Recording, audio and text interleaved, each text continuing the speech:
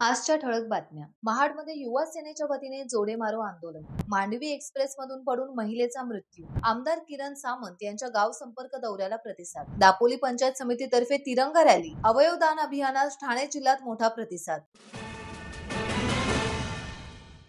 राज्याचे माजी मुख्यमंत्री पृथ्वीराज चव्हाण यांनी नाशिक येथील बॉम्बस्फोट खटल्यातील आरोपींची मुक्तता झाल्यानंतर प्रतिक्रिया देत असताना एक धक्कादायक वक्तव्य केले।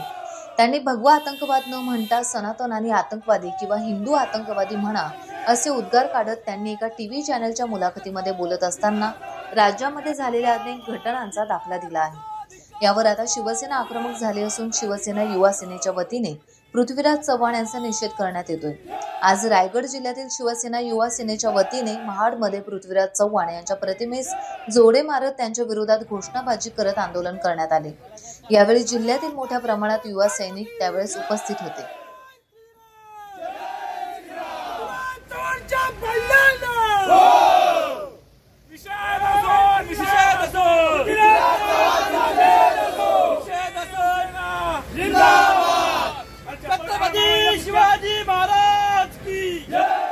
या ठिकाणी काँग्रेसचे जे स्वतःला नेते समजतात आणि महाराष्ट्र राज्यासारख्या महान राज्याचे जे माजी मुख्यमंत्री राहिलेले आहेत असे पृथ्वीराज चव्हाण यांनी जी काही प्रतिक्रिया दिली सनातन हिंदू धर्माच्या विरोधात, सनातन धर्माला या ठिकाणी त्यांनी दहशतवादी अशी उपमा दिली।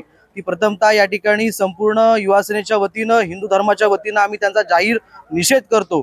अशी व्यक्ती जी काही हिंदू कुळामध्ये जन्माला आले त्यांना स्वतःचं नाव पृथ्वीराज न ठेवता काहीतरी वेगळं नाव त्यांनी स्वतःला लावायला पाहिजे अशी आमची स्पष्ट भूमिका आहे। आणि सनातन हिंदू धर्म हा संपूर्ण असणारा विश्वातला सगळ्यात मोठा धर्म आहे आणि त्याच्याबद्दल हे अपशब्द काढले त्याच्याबद्दल त्यांचा या ठिकाणी आम्ही जाहीर निषेध करतो।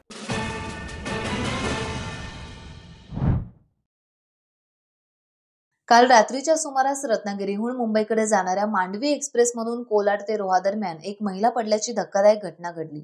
या घटनेची माहिती पोलिसांना मिळताच कोलाड पोलीस ठाणे आणि स्थानिक SVRSS टीमने तात्काळ या परिसरात शोध मोहीम राबवली।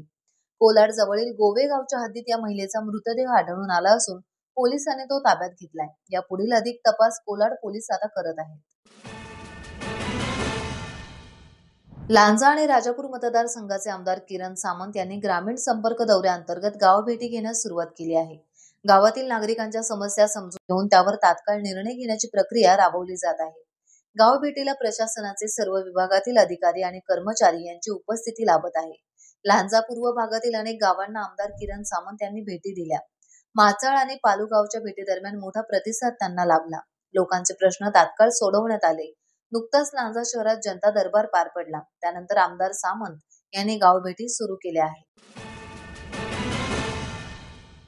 दापोली पंचायत समितीतर्फे तिरंगा रॅलीचे आयोजन करण्यात आलं होतं। सदर रॅलीमध्ये दापोली तालुक्यातील विविध शाळांमधील विद्यार्थी आणि शिक्षक वृंद, त्याचप्रमाणे शैक्षणिक क्षेत्रातील मान्यवर, शिवसेना विधान क्षेत्र प्रमुख किशोर देसाई, भाजप नेते श्रीराम इदाते, दापोलीच्या तहसीलदार अर्चना बोंबे, गटविकास अधिकारी दापोली गणेश मंडलिक आदी मान्यवर उत्स्फूर्तपणे सहभागी झाले होते।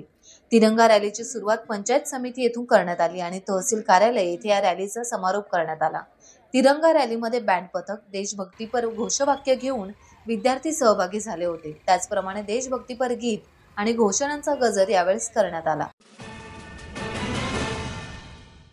राज्य सरकारतर्फे 3 ऑगस्ट ते 15 ऑगस्ट 2025 या कालावधीत राबविण्यात आलेल्या अवयवदान जीवन संजीवनी अभियानामध्ये ठाणे जिल्ह्यात उत्स्फूर्त प्रतिसाद मिळत असून आतापर्यंत 4900 नागरिकांनी अवयवदानाची प्रतिज्ञा नोंदवली आहे। जिल्हाधिकारी डॉक्टर श्रीकृष्णनाथ पांचाळ आणि जिल्हा परिषदेचे मुख्य कार्यकारी अधिकारी रोहन घुगे यांच्या मार्गदर्शनाखाली जिल्हा शल्य चिकित्सक डॉक्टर कैलास पवार आणि जिल्हा आरोग्य अधिकारी डॉक्टर गंगाधर परगे यांच्या देखरेखीखाली सर्व ग्रामीण रुग्णालये, प्राथमिक आरोग्य केंद्रे आणि आरोग्य उपकेंद्रांमार्फत जनजागृती करण्यात आली। टाइम्स डिजिटलला लाईक करा, सबस्क्राईब करा, शेअर करा आणि बेल आयकॉन दाबायला विसरू नका। पाहत रहा टाइम्स डिजिटल।